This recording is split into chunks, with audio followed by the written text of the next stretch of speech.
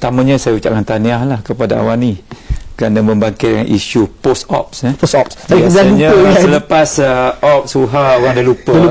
Sedangkan setiap hari lebih kurang 17-18 orang meninggal dunia di Malaysia sahaja.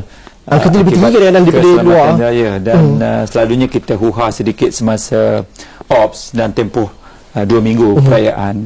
Baguslah kita prihatin pada masa tersebut, tapi sepatutnya memang kita patut prihatin di luar ops yang dilaksanakan, kerana kita ketahui kemalangan jalan raya ni satu fenomena yang perlu kita usahakan untuk kita kurangkan seboleh yang mungkin. 17-18 orang meninggal dunia sehari, satu angka yang tinggi. Dan masa ops angka tersebut biasanya akan lebih kurang 2-3 lebih kurang daripada angka harian. Dan ini kalau lihat dari sisi statistik mengatakan bahawa ianya berkesan. Memang ianya berkesan dalam konteks tersebut. Tapi sebaik saja habis ops, dia kembali kepada asal. Nah, mungkin kita boleh kaji kenapa ianya begitu. Semasa ops, salah satu fenomena penting adalah integrasi dan juga hubung kait di antara teknikal, di antara sikap, di antara pelaksanaan penguatkuasaan, pendidikan, boleh dikatakan pada tahap maksimum. Masa tu kita mobilisekan semua penguatkuasa.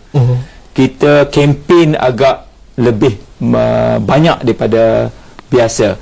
Kontraktor yang buat kontrak pembinaan tepi jalan pun kena berhenti, cuci bersihkan kan.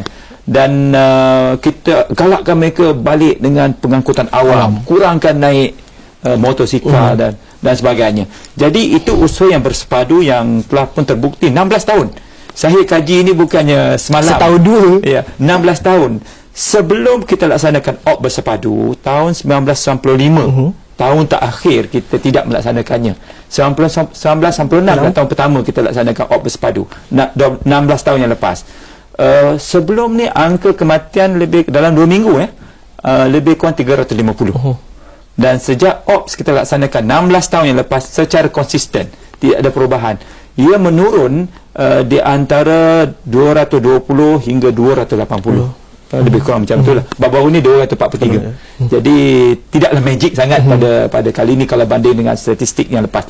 Tetapi sah dikatakan, saya boleh katakan mengesahkan bahawa ianya telah pun memberi satu kejayaan yang begitu baik. Namun apa yang kita agak khawatir, kalau kita relax selepas Hari Raya, tunggu ops yang satu lagi, kita pun terus lupakan ops dan juga jadi yang menjadi masalah pentingnya kenapa pemandu pengguna jalan raya di Malaysia tidak melaksanakan pemanduan dan juga pemanduan kendiri.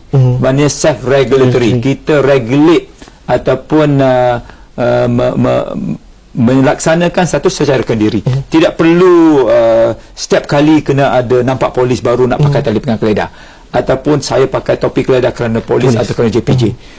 Itu adalah salah satu aspek yang perlu kita lihat selain dari aspek-aspek teknikal, kejuruteraan dan sebagainya. Bersama saya Datuk Dr. Raden Umar Raden Suhadi, pakar keselamatan jalan raya yang tak asing lagi di Esrawani. Prof, selamat datang ke Esrawani.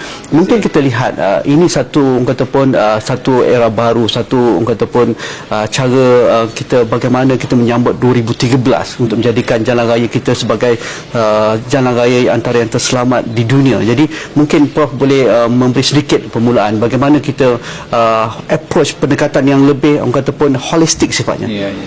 Terima kasih. Sepatutnya usaha ke arah menjadikan pemandu kita ni pemandu 5 bintang. Di dalam kenderaan yang 5 bintang, di atas jalan yang 5 bintang. Jadi kalau semua keadaan tersebut, maka keselamatan jalan raya di Malaysia ni akan lebih baik daripada persepatan. Dan ini merupakan amalan terbaik yang ditunjukkan oleh negara yang mencatatkan rekod kematian yang amat rendah. Dan kalau kita cuba bandingkan rekod kematian kita, indeks kita memang lebih tinggi daripada negara maju. Tetapi berbanding negara membangun, kita masih lebih baik daripada negara membangun. So walaupun kita lebih baik daripada negara membangun, takkan kita nak benchmark ataupun tanda aras dengan negara membangun. Kita patut menanda aras dengan negara maju. Dan pendekatan holistik tersebut melibatkan pengguna jalan raya, sistem yang dikatakan safe system approach ataupun sistem pendekatan sistem yang selamat. Maknanya jalan raya direka bentuk supaya pemandu tidak melakukan kesilapan dengan sengaja, kurangkan tersebut, dan sekiranya berlaku kesilapan tersebut, maka reka bentuk perabot jalan itu tidak menghukum mereka dua kali.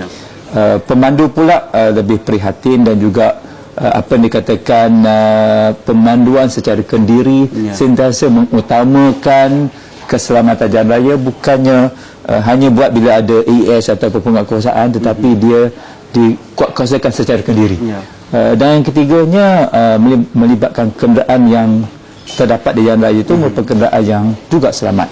Dan kalau kita tengok sekarang ni banyak kenderaan mempunyai star rating. Star rating menggambarkan sejauh mana keupayaan kenderaan tersebut mengurangkan kecederaan sekiranya kemalangan berlaku. Walaupun kita kalau boleh jangan berlaku kemalangan tersebut. Dan kalau kita lihat secara keseluruhannya, memang dikatakan perjalanannya agak jauh. Tapi kita bukannya bermula dari langkah pertama. Kita telah pun ada inisiatif yang dijalankan.